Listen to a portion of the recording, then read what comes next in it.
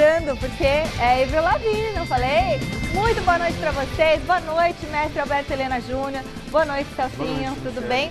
Olha, ontem nós tivemos uma rodada com muitas polêmicas no Brasileirão, mas antes de ver todo o chororô, todo o ranger de dentes de quem não fugiu das entrevistas, né? Porque teve gente que fugiu das entrevistas, preste atenção nessas dicas.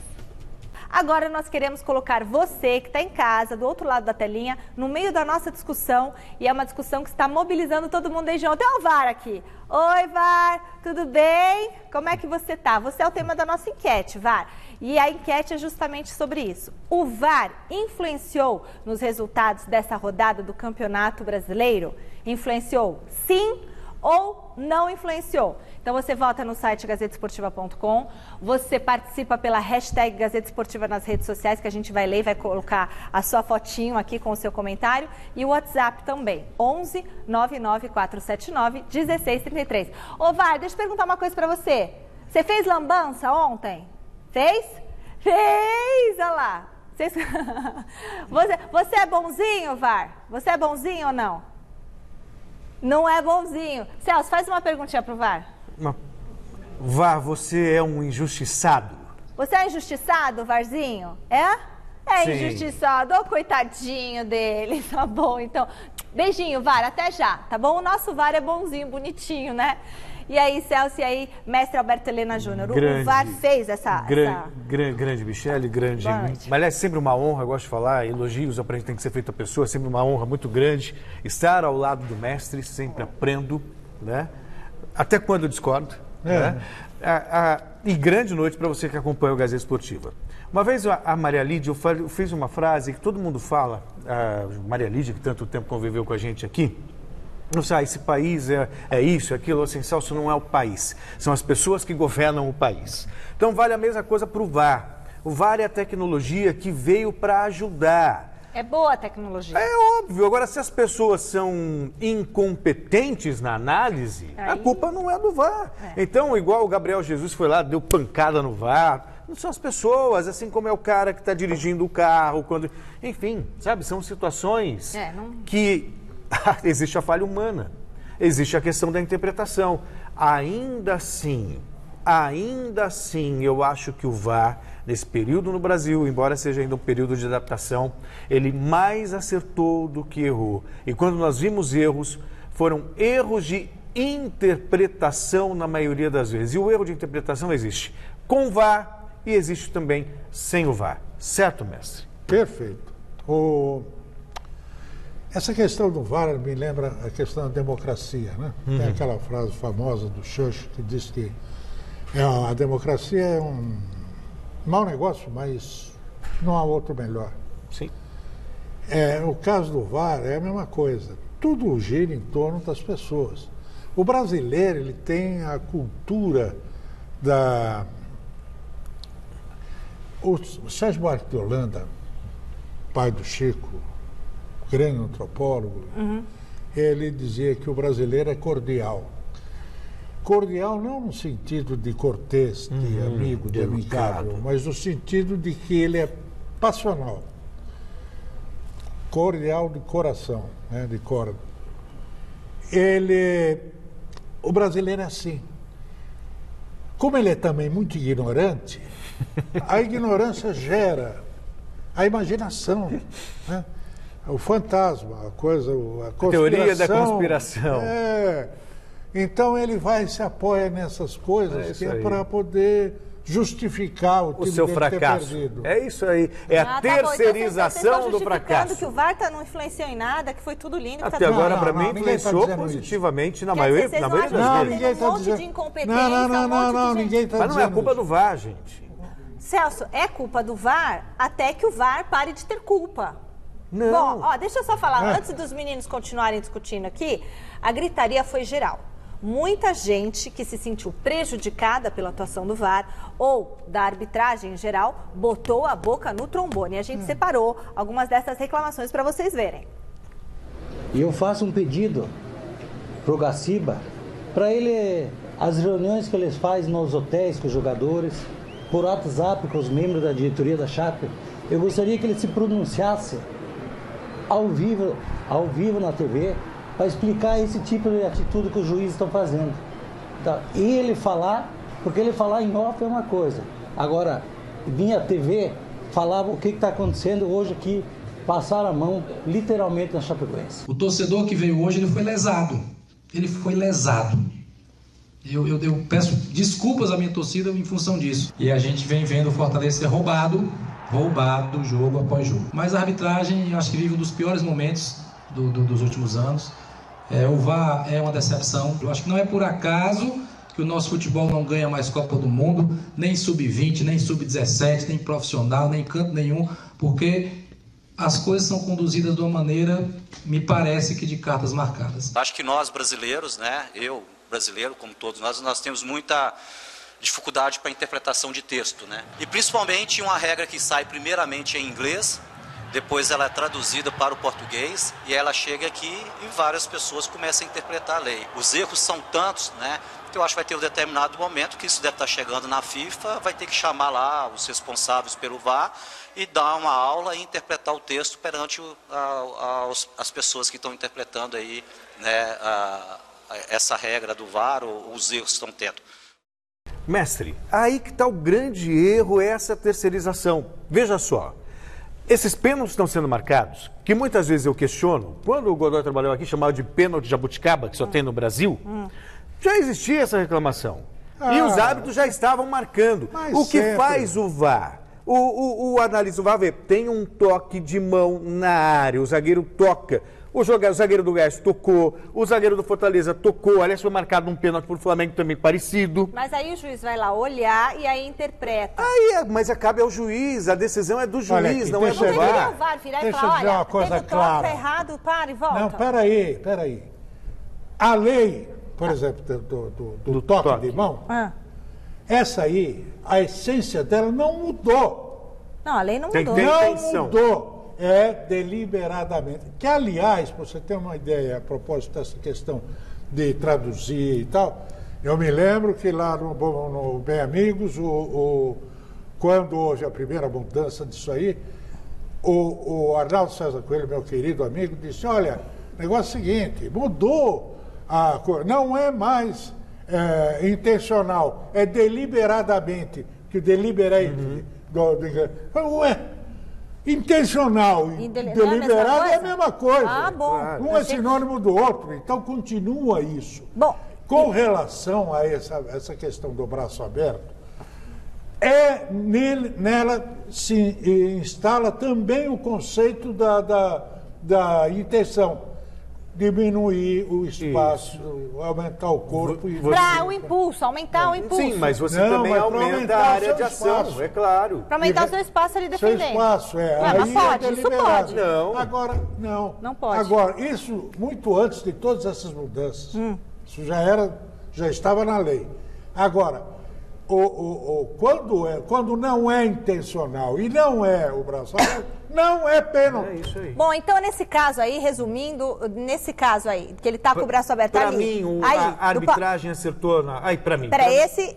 Pênalti. Ele tá com o braço aberto aqui, olha. A bola toca no braço e depois toca no Se tiver perna. com o braço aberto, é pênalti. Se não tiver, não é. Então ele estava com o braço aberto, tá certo, então o VAR acertou. E o outro, tem um outro lance aí, os Vinícius, aí, esse aí, neste aí. Aí eu já tenho dúvidas que a bola bate na cabeça, mas ele tá com o braço também levantado assim, bem à altura da cabeça. Mas aí não é... Ele se expõe ao risco. Mas pula sem levantar o braço, pra ver como é difícil. Bom, mas não, se levantar tem um certo limite. Não, ele braço estava aqui, com o braço acima quase do ombro. fazendo, mostrando o muque. Outra coisa, essa regulamentação, ela tem que ser muito bem feita, porque tem que ser muito bem aplicada, que é o que o brasileirinho não consegue fazer. É isso aí. Lá no VAR. Entendeu? Esse que é o problema. Bom, e esses cartolas todos aí que estão reclamando são os maiores culpados de tudo. Olha, o mestre hoje tá daquele jeito, que ele tá com os nervos aflorados aqui. E tenho razões para isso. E tem razões, eu já até imagino. Olha, acabou a invencibilidade do Fernando Diniz no comando do São Paulo, hein?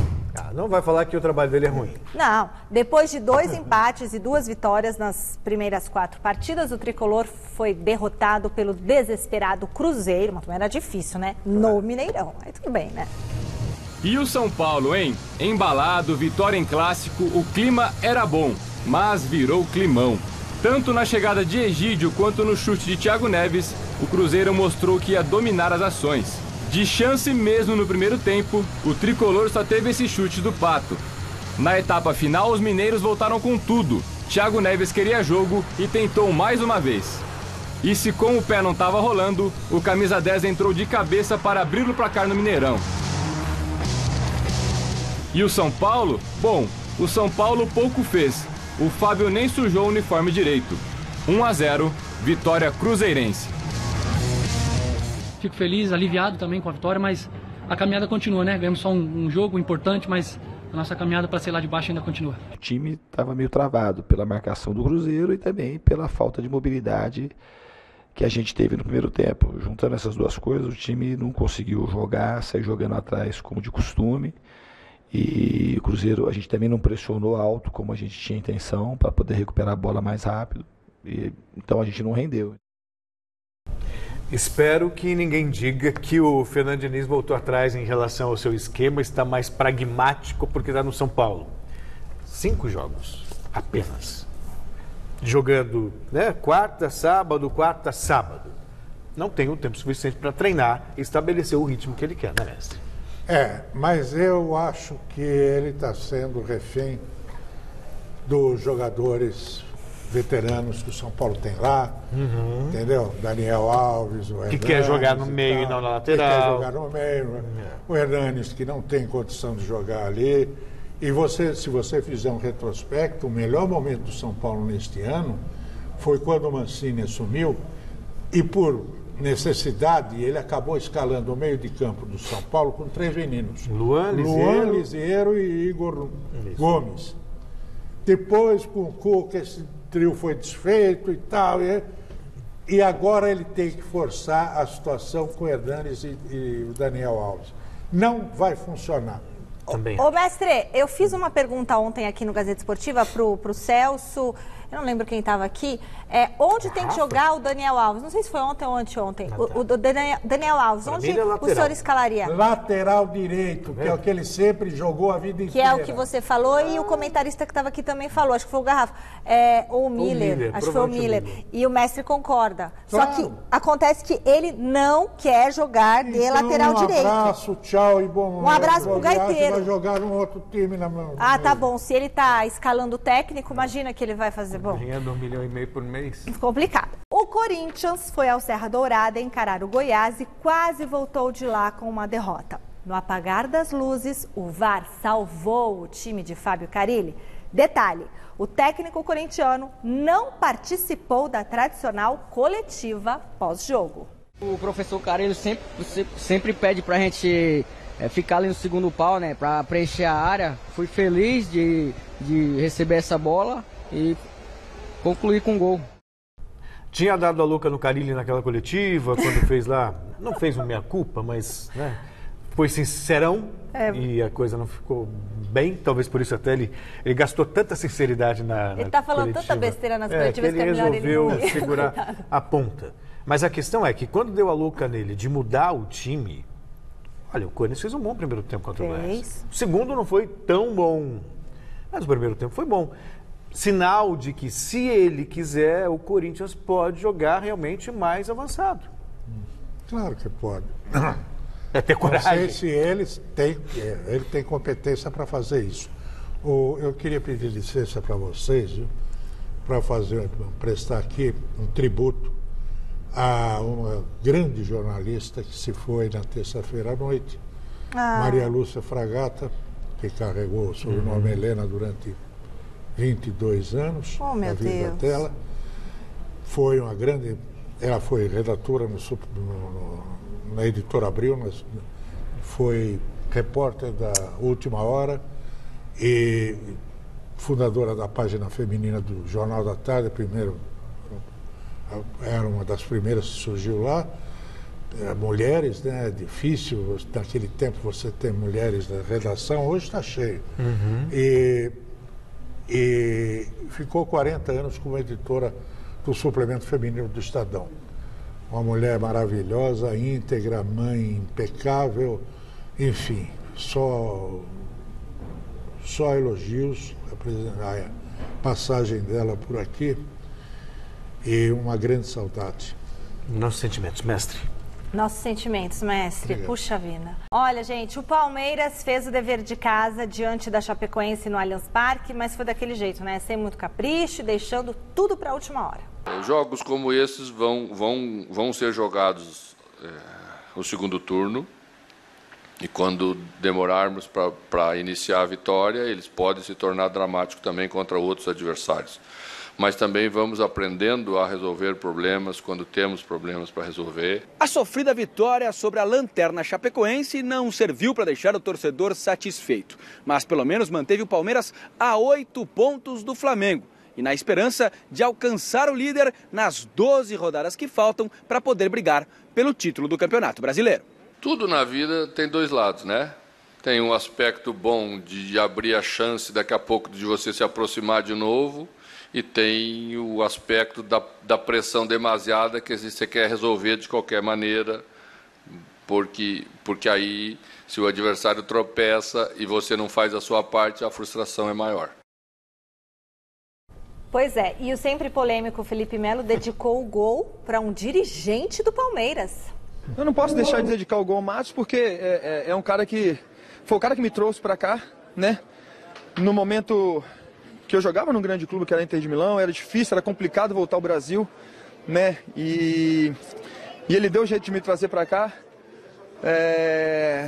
Um dos momentos mais complicados da minha carreira, né? Foi o único momento assim que eu tive um problema com um treinador de futebol, né? Toda a minha carreira, ele soube contornar a situação, né? E eu continuei aqui, quase, eu tive um pé fora do Palmeiras, ele fez eu continuar, posteriormente realizou um sonho meu que foi ser campeão brasileiro aqui.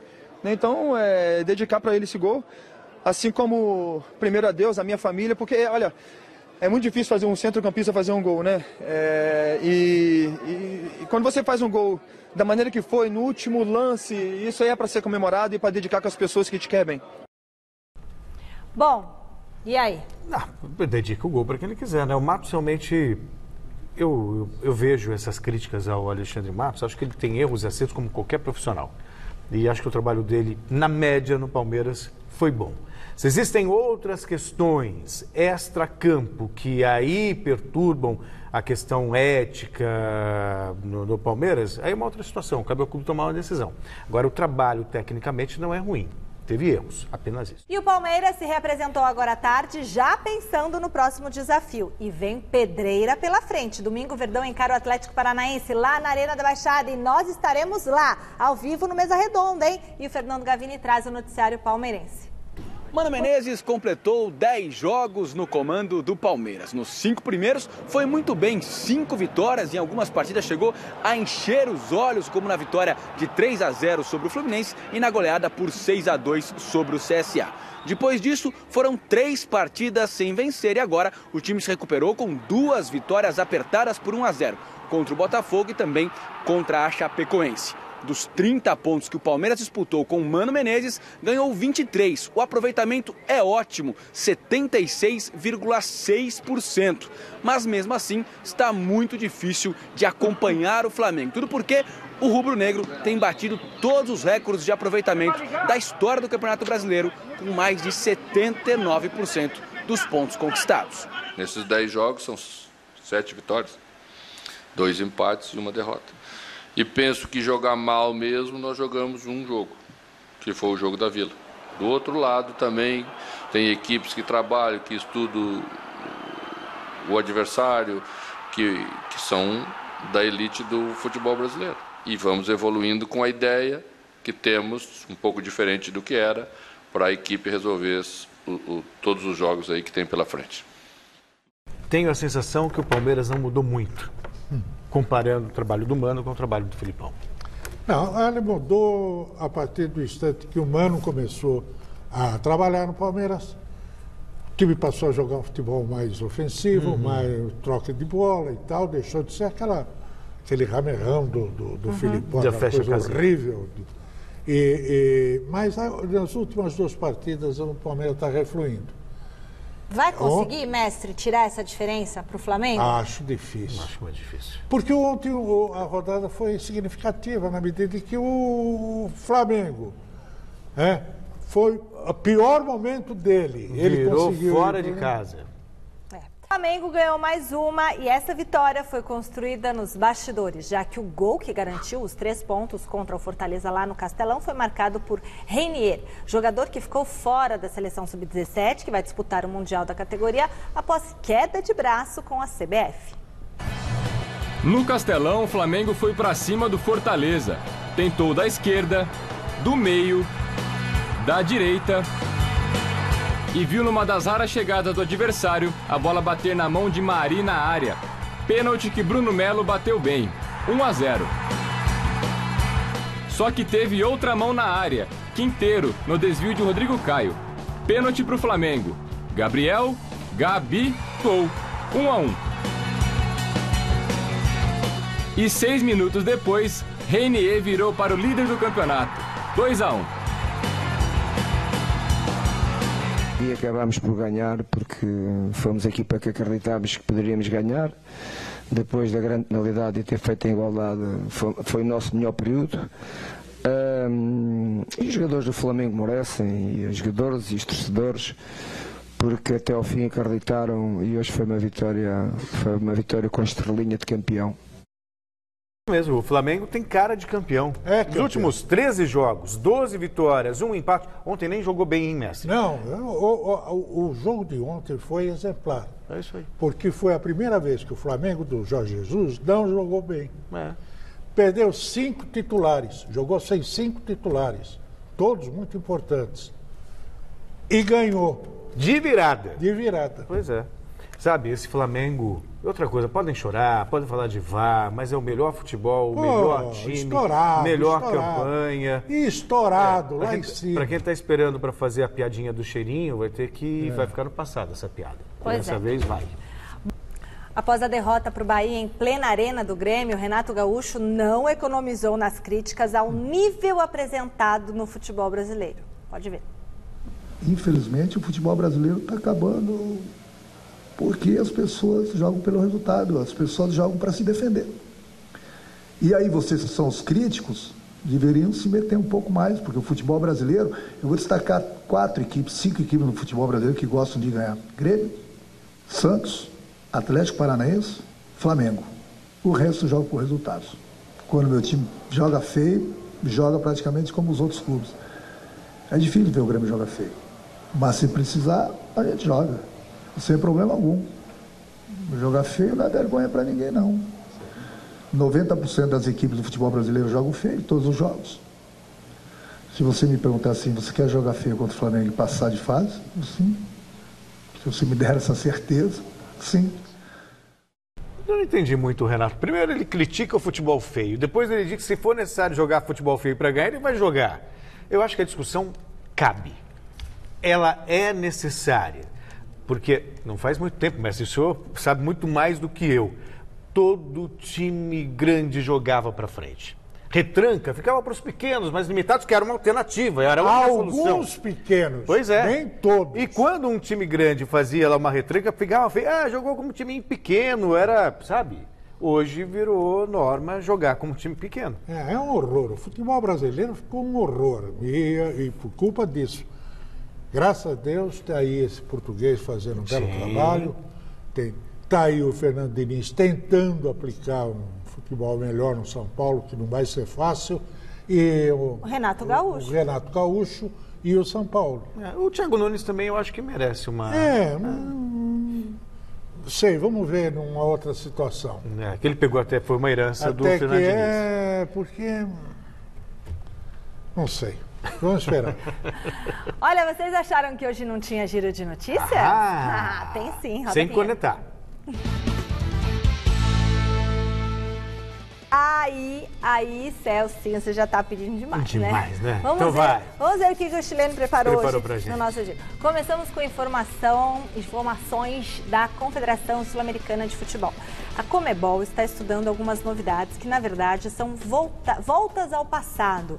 A primeira delas é acabar com o critério do gol. O gol qualificado fora de casa nas competições continentais. Então, a proposta será colocada em votação no Conselho de Entidade. Ou seja, é um retrocesso. Claro. Né? É um retrocesso. Por quê? Porque o gol fora de casa faz com que os times visitantes procurem mais o gol. Agora, vai igual na Copa do Brasil, que estragou tudo. Lembra do Jair Ventura no Corinthians? Foi lá no Maracanã, 0-0. Aquela coisa assim, um lance sequer. Isso é absurdo. Outro projeto estudado é o retorno da Supercopa dos Campeões da Libertadores, para completar os representantes da América do Sul no novo Mundial de Clubes da FIFA, que começa em 2021. Os campeões da Libertadores e da Sul-Americana, em 2019 e 2020, já estariam classificados. As 2 vagas restantes sairiam dessa nova competição.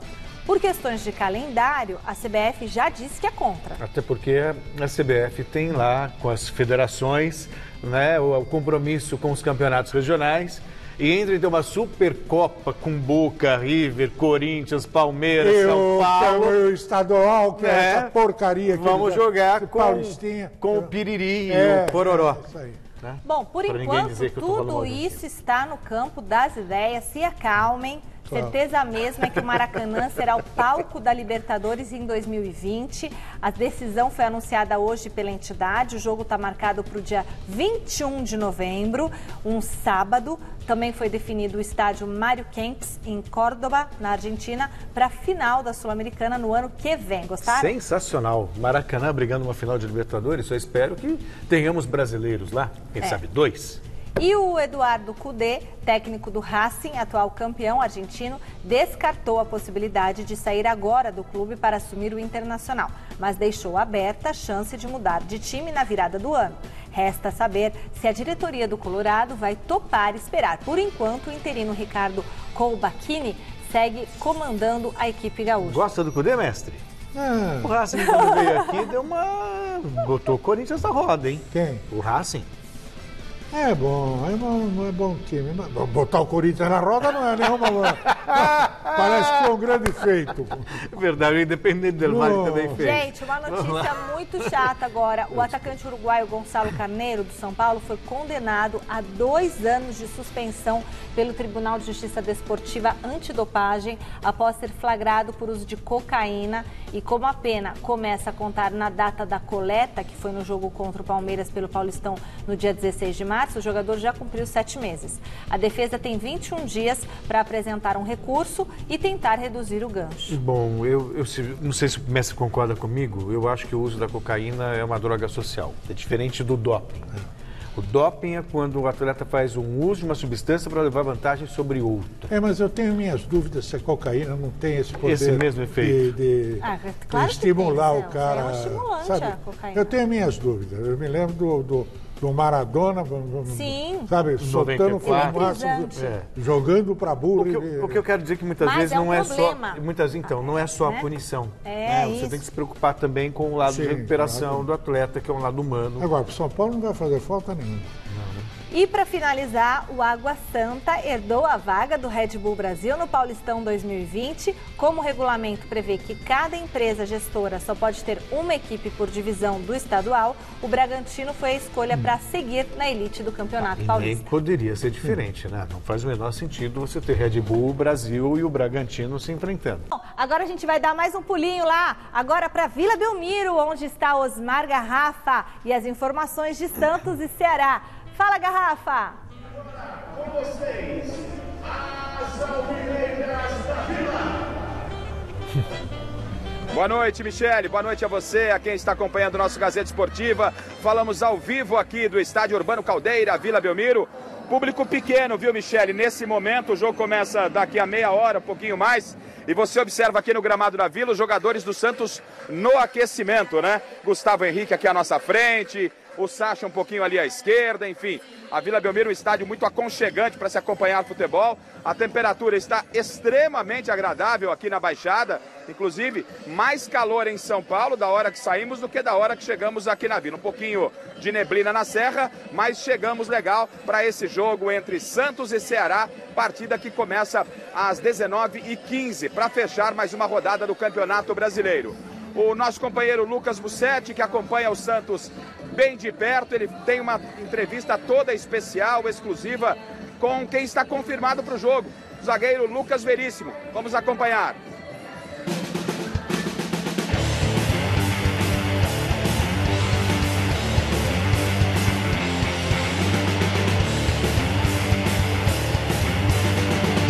O Santos não sofre um gol há 4 jogos e tem a 5ª melhor defesa do Campeonato Brasileiro.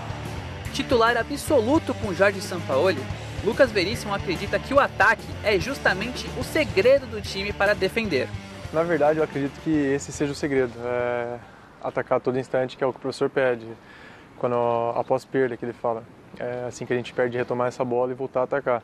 Porque quanto mais a gente estiver atacando, mais a gente tiver a bola, menos perigo a gente vai levar lá atrás. Veríssimo tem jogado com frequência como lateral direito, uma novidade na sua carreira. O zagueiro valoriza o aprendizado em uma nova posição e a evolução sob o comando de Sampaoli.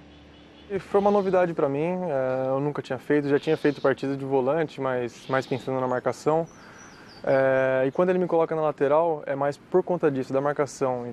Teve alguns jogos, acho, se eu não me engano, até o Bahia, onde eu cheguei algumas vezes no fundo, fiz alguma jogada ou outra. Ele não quer, por mais que dê certo, ele quer que eu fique mais para conter o contra-ataque, para ficar mais na marcação. Jorge Sampaoli é discreto e não costuma dar muitas entrevistas, mas há pessoas próximas costuma dizer que Lucas Veríssimo se parece com o Medel, seu capitão na vitoriosa seleção do Chile. Ele fala bastante do Medel, com a gente mesmo, ele já falou bastante para nós defensores, né, em relação ao Medel, de qual era a função dele, como que ele fazia, e que ele fazia muito bem feito ali. Já falou também um jogador que ele gosta muito, que é o Godin. Ele gosta bastante, fala que ele não tem tanta velocidade, porém ele se posiciona muito bem. Ele até pediu para a gente dar uma observada nele, porque isso é um fator muito positivo que ele acha. Veríssimo jogou em 22 rodadas das 25 disputadas no Brasileirão. Em meio ao rodízio de Sampaoli, uma coisa é certa: o zagueiro não ficará no banco de reservas. O que eu venho fazendo é tentando evoluir cada vez mais. Eu tento absorver a cada treino tudo que ele passa para poder evoluir. E graças a Deus venho adquirindo essa confiança do professor.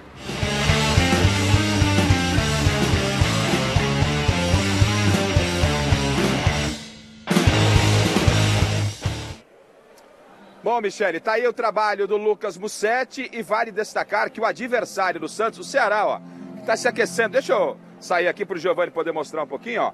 O Ceará aquecendo aqui, bem atrás da gente, né? Tem como destaque o técnico Adilson Batista. Ele foi técnico, inclusive, do Santos em 2001, com 60% de aproveitamento. E na época queriam o Muricy Ramalho como treinador e mandaram o Adilson embora, que hoje é técnico do Ceará e tem aí como missão tirar o Ceará da proximidade da zona do rebaixamento. O zagueiro Valdo nos fala do confronto de daqui a pouquinho aqui na Vila. Zagueiro Valdo do Ceará. Vai ser um jogo difícil, feliz por rever eles. Felipe, falo praticamente quase todo dia. Ele falou que vai para o jogo, acho que vai para o banco, se eu não me engano. Mas são duas pessoas que eu tenho um carinho imenso, respeito, admiro o trabalho deles. E mais tarde eu vou mandar uma mensagem para o Elson para ele poder ajudar a gente a sair dessa situação.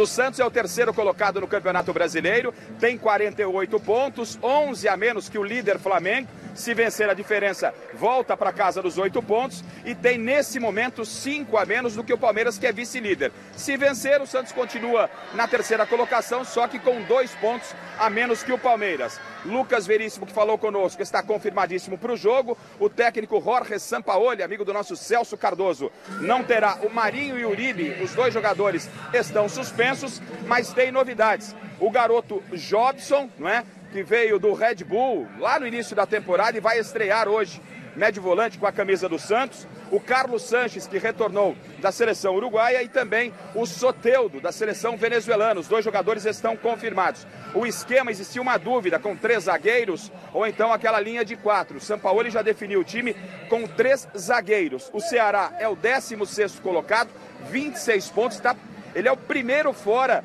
da zona de rebaixamento. Então a situação é complicada para o time do Adilson Batista. Eu repito, o público é pequeno, deve ser um dos menores públicos do Santos nessa temporada, e o time já está escalado, hein? O Santos vai do Everson, o goleiro que veio do Ceará, está numa sequência de 21 jogos.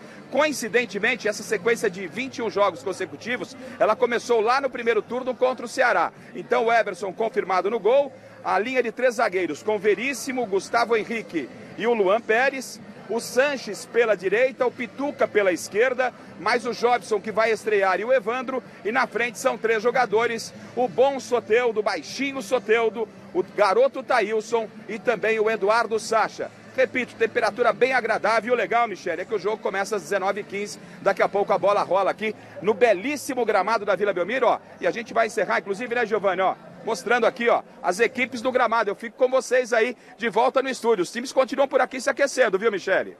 Um beijo, Garrafa. Beijo grande pra você. Bom trabalho. Um beijo pra dona Elide, mãe do Garrafa também. Estamos aqui mandando todas as energias positivas pra senhora, viu, minha querida? Um beijo grande. E a gente segue... Dá pra falar rapidinho? No Podemos pique, falar? no pique. Deixa eu falar uma coisa. Fale. Sofres porque queres, meu filho. Sabe o que é isso? É o título de um choro famoso, antológico do Pixinguinha. É o que está fazendo o São Paulo com esses 3 zagueiros. Vai sofrer porque quer. Mas 3 zagueiros, Toda mas vez não que tem ele laterais, né? Ele põe Sanches e Pituca. É tudo errado. O time todo fica complicado. É uma besteira. Que ele insiste em fazer, nunca dá certo. E nunca dá, e sempre perde quando ele faz esse tipo de coisa. Mestre direto do CT Joaquim Grava, com as informações do Corinthians. E o Salazar tá aí também? Boa noite, meninos. Opa! Claro, Michele, não estamos na rua ainda. Estamos na sala. Daqui a pouco vão expulsar-nos. Bom, estamos aqui na sala de imprensa, eu e Salazar. Salazar tem informações importantes a respeito do Carille. Eu quero só relembrá-los, né, amigos e amigas, que o Corinthians empatou ontem com o Goiás no Serra Dourada. 4 jogos seguidos sem vitória, mas melhorou o rendimento. Foi um pouco mais leve, um pouco mais ofensivo. Carille mexeu em 7 posições, fez um time muito mais ofensivo. Salazar, você gostou do que viu? Boa noite a todo mundo do Gazeta Esportiva, o pessoal da bancada. Eu entendo que o Corinthians acabou repetindo um problema dos últimos jogos. Deu essa boa impressão, mas por pouco tempo. Foram 30 minutos muito bons, mas a partir do gol de empate do Goiás, eu entendo que o Corinthians voltou a apresentar as mesmas dificuldades, e aí principalmente no segundo tempo, o Goiás praticamente dominou toda a etapa e aquele pênalti ali duvidoso, que na minha opinião não foi pênalti, acabou evitando a derrota. Para mim não foi, acabou evitando a derrota. Então, assim, uma melhora talvez individual. Jogadores que vinham muito mal, Cleison deu lugar ao Janderson. Esse aí, para mim, foi o melhor do jogo, cara. Moleque corajoso, parte para dentro, não tem bola perdida, é corajoso, é ousado, se mexeu bastante, gostei dele. Sim, eu gostei. Eu acho que quem não soube aproveitar foi o Carlos, né? A gente comentava aqui, o Carlos na lateral esquerda, acredito até que o Avelar volte agora contra o Cruzeiro. De todas as mudanças, creio que o Carille vai manter os outros 6, mas o Avelar deve voltar porque o Carlos realmente não foi bem, e eu concordo contigo, o Janderson melhor. Então na lateral esquerda fica essa dúvida para o jogo contra o Cruzeiro, sábado à noite, 7 horas em Itaquera, né, na Arena Corinthians. O Corinthians tem muitos problemas, pessoal, na defesa, inclusive no gol. O Cássio está suspenso, 3 amarelos.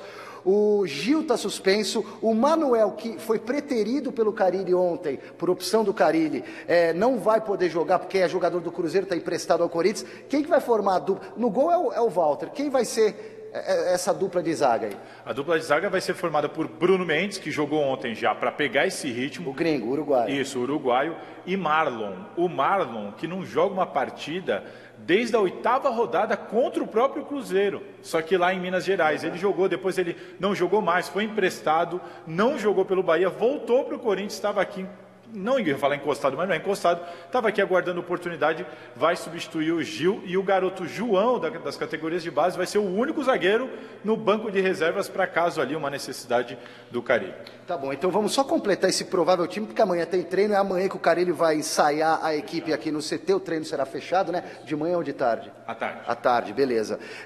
O time então deve ter o Walter no gol, o Fagner na direita, estamos supondo aqui, né? Marlon, o Bruno Mendes e eu acredito na volta do Avelar no meio campo. Ralf Sornossa.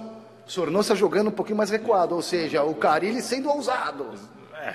E aí Pedrinho na ponta direita, Vital centralizado, Janderson na esquerda e Gustavo na referência do ataque. É uma tendência, como o Corinthians apresentou bem, uma tendência. Tá. Do time, é isso, Michele. Bastidores, estamos à sua disposição. Mas é para isso que vocês estão aí, para falar dos bastidores, né? Os comentários eles comentam e vocês falam dos bastidores. E eu quero saber justamente do Thiago Salazar essa notícia, viu, Silvestre? Pergunta para ele a notícia do Carille que ele estava comentando hoje sobre o contrato do Carille. Qual é essa questão do contrato do Carille? Ele tem informações dos valores. Por favor, em primeira mão, Salazar.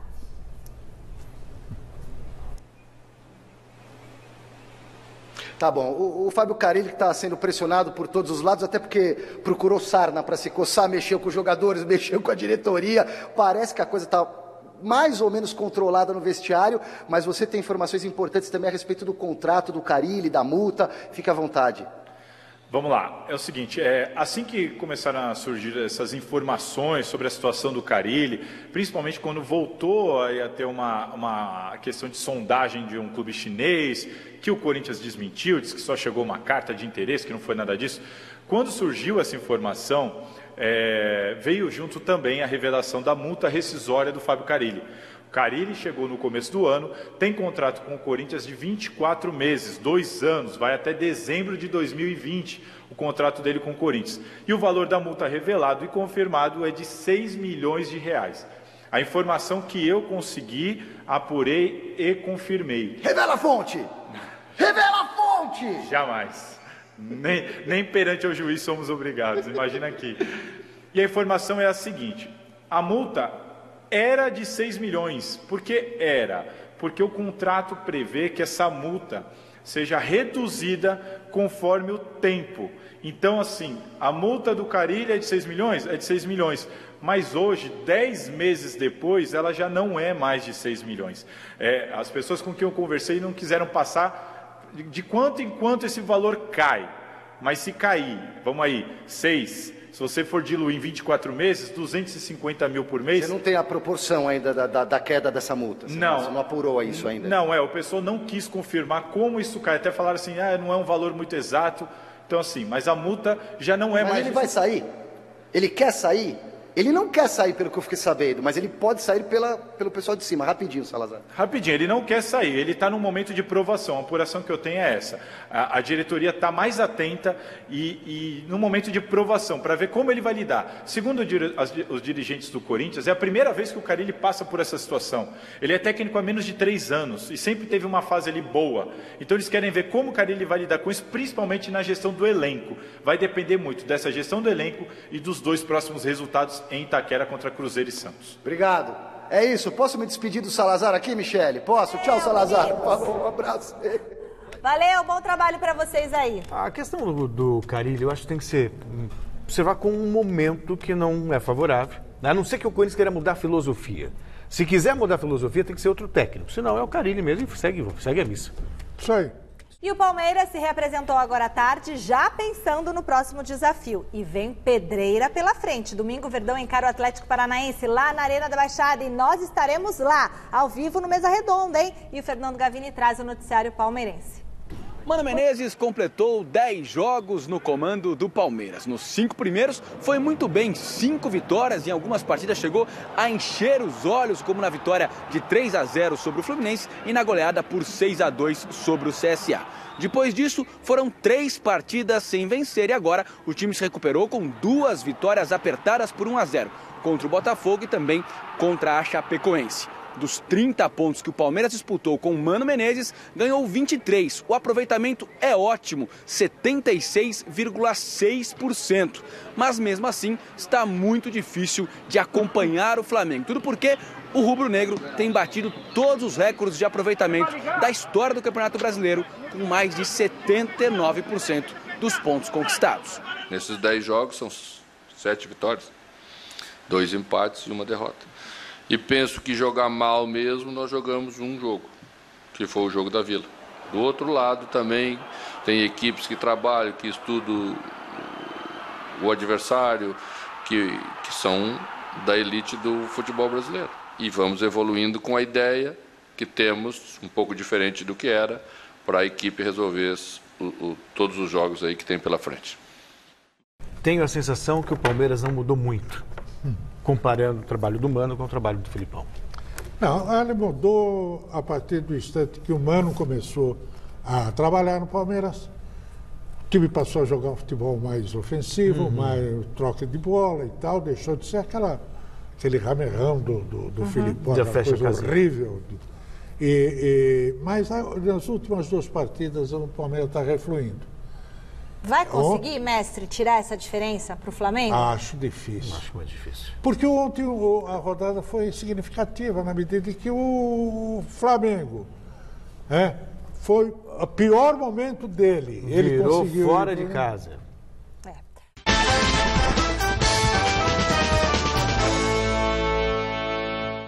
Resultado da nossa enquete, perguntamos se o VAR influenciou nos resultados dessa rodada do Brasileirão e a maioria respondeu que sim, não concordou com os meninos aqui, 83% dos votos. É tudo torcedor. A gente encerra homenageando o cantor Zig Marley, filho do Bob Marley, que completa